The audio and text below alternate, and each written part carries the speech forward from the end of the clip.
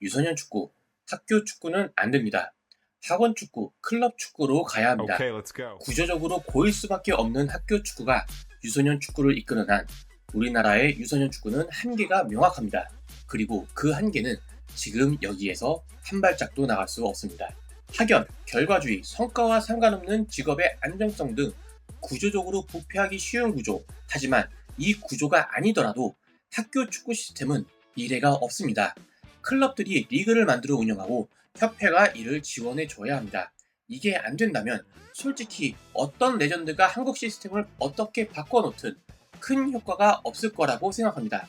무한 경쟁을 하는 클럽 위주 환경을 만들어야 합니다. 유럽 북미에서는 축구로 유명한 학교가 없습니다.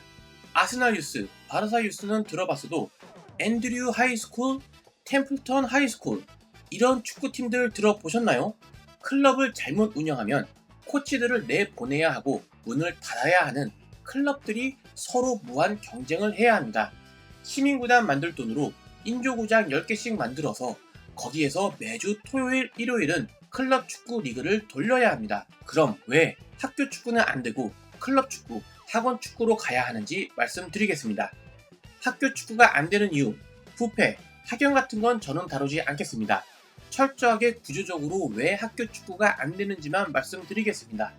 가장 큰 첫 번째 이유는 올려뛰기입니다. 지난 영상에서도 말씀드렸지만 유럽, 북미에서는 유소년 축구 선수가 발달함에 있어 올려뛰기는 매우 큰 부분을 차지합니다. 저의 올려뛰기 영상을 봐주세요. 어떤 코치들은 올려뛰기를 첫 번째 목표로 잡으라고도 합니다. 한두 명이 이러는 게 아니라 어느 정도는 코치들 사이의 상식 같은 겁니다. 성향과 태도가 좋고 기술도 충분하지만 키가 작고 힘이 없으면 혹은 너무 느리면 올려뛰기를 안 하는 걸 고려해 볼 수는 있습니다. 하지만 올려뛰기는 프로로 가는 과정 중 하나로 봅니다. 그런데 학교 축구에서 올려뛰기는 힘듭니다. 학교에서 마주치는 선배를 제치고 올려뛰는 것도 부담이고 초등 6학년이면 올려뛰기를 할 초등 7학년이 없습니다. 중학교 1학년이 되기 전까지 아무리 뛰어나도 학교 축구에서는 올려뛰기를 할 수 없습니다. 프로를 목표로 한다면 학원에서 가끔 하는 올려뛰기로는 부족합니다. 최상위 레벨에서 함께 훈련받고 경기에 들어가야 합니다. 올려뛰기의 장점은 너무 많아 영상을 따로 만들 정도입니다. 두 번째로는 경기 수입니다. 여기에서는 많은 선수들이 클럽을 2개 이상 합니다. 한 개는 지역 클럽, 한 개는 아카데미 클럽. 토요일은 지역 클럽 리그이고 일요일에는 아카데미 클럽 축구 리그가 있습니다. 월반 하는 선수들은 토요일 2게임, 일요일 2게임을 뜁니다. 이 선수들은 훈련 때도 스몰 사이드 게임, 게임형 훈련을 받습니다. 매주 4게임을 하는 선수들, 이런 선수들을 기본 기반 주구장창 훈련하다 일주일에 한 번 게임하는 한국 선수들이 따라갈 수 있을까요?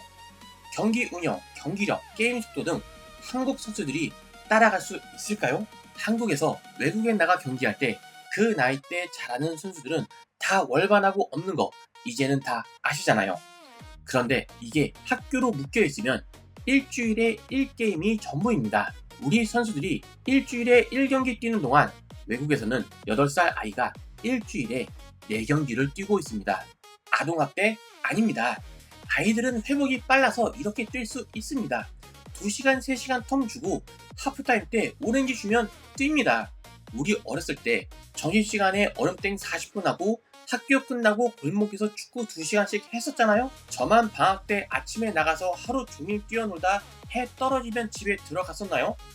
우리가 콘 가지고 기본기가 어떻네, 첫터치가 부족하네, 패스는 몇 가지 종류가 있네 이러고 있을 때 그들은 상대편 사이를 비집고 들어가서 볼 터치하고 공간 파악하고 상대 선수 몸싸움 이겨내면서 슛 때리고 있습니다.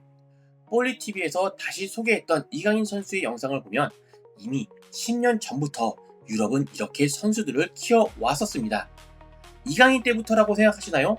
이탈리아에서 온 저의 어시스턴트 코치의 말에 따르면 40살이 넘는 이 아저씨도 그렇게 축구했습니다. 이 코치는 자기 아들이 훈련과 게임 일정이 겹치면 게임 뛰러 보냅니다. 훈련 안 해도 됩니다. 저희 팀에 있는 그 아들 BC 리그에서 탑 중에 탑입니다. 저희 팀의 다른 에이스는 훈련은 일주일에 딱 한 번만 합니다. 저희 팀 훈련만 하고 그 어떤 훈련도 안 받습니다.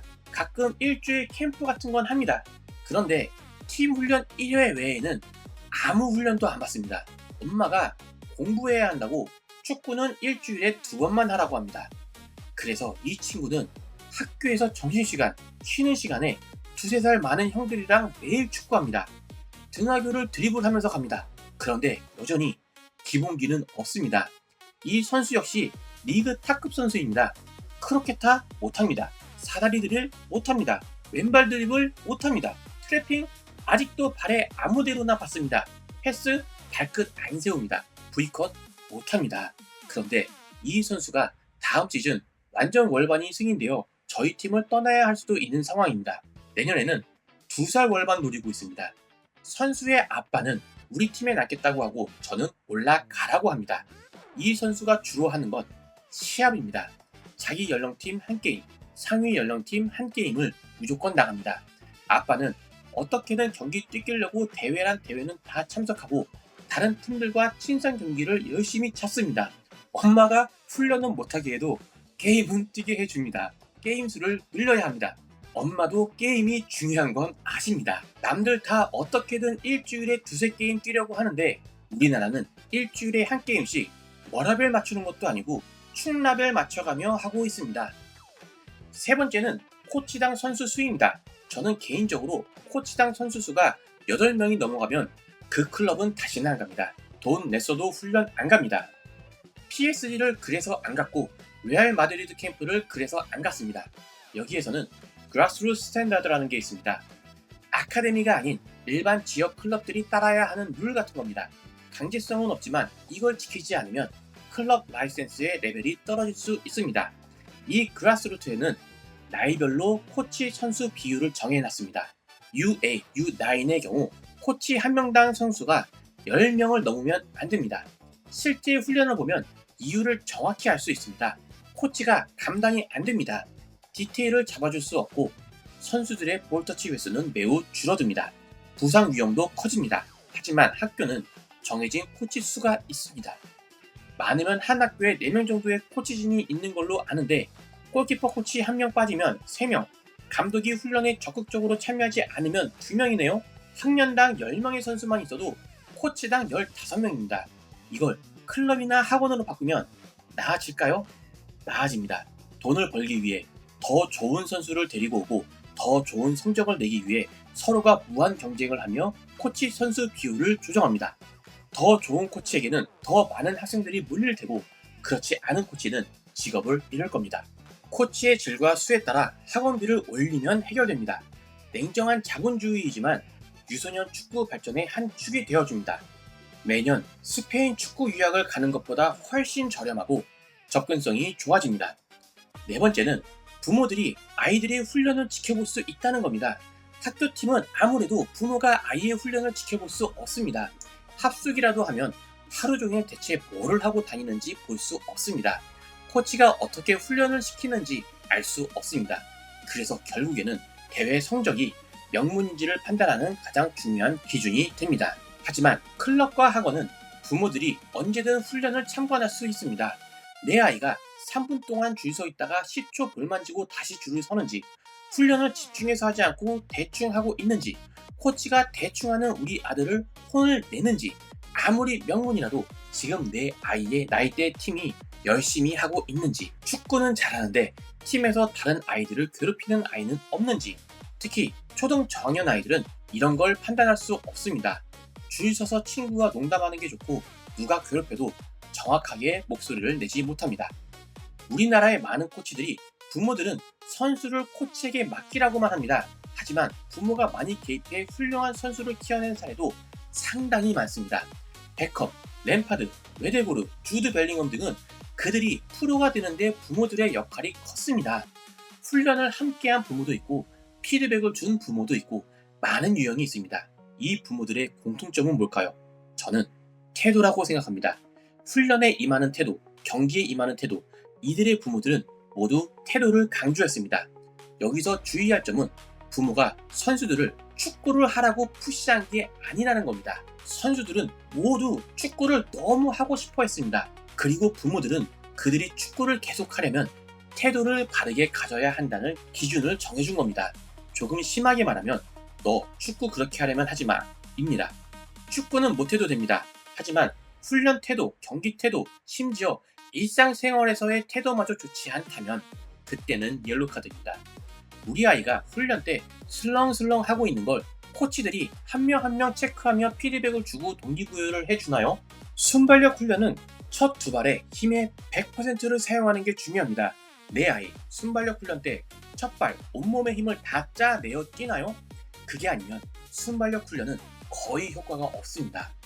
많은 훌륭한 축구 선수들 뒤에는 기준을 정확히 잡아준 부모들이 있었다는 걸 기억해야 합니다. 이 외에도 클럽 학원 중심 유소년 축구 시스템은 장점이 많습니다. 팀을 꾸려 유럽으로 단기 훈련을 가는 것도 학교보다는 클럽과 아카데미가 더 쉽습니다.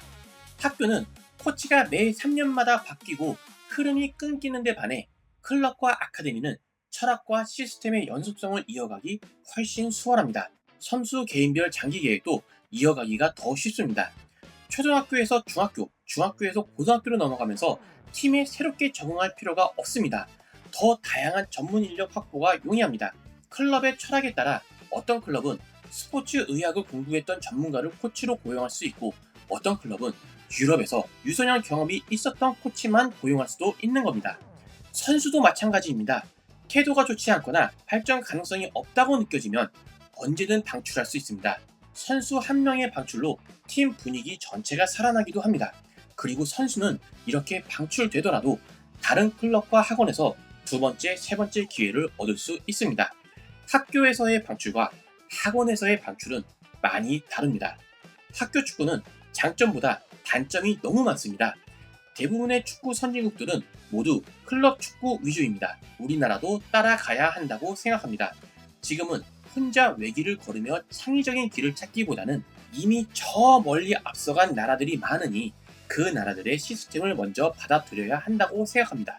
그리고 우리가 축구가 뭔지 알고 어떻게 선수들을 육성시킬지를 알게 되면 그때 가서 커스터마이징을 해도 늦지 않습니다.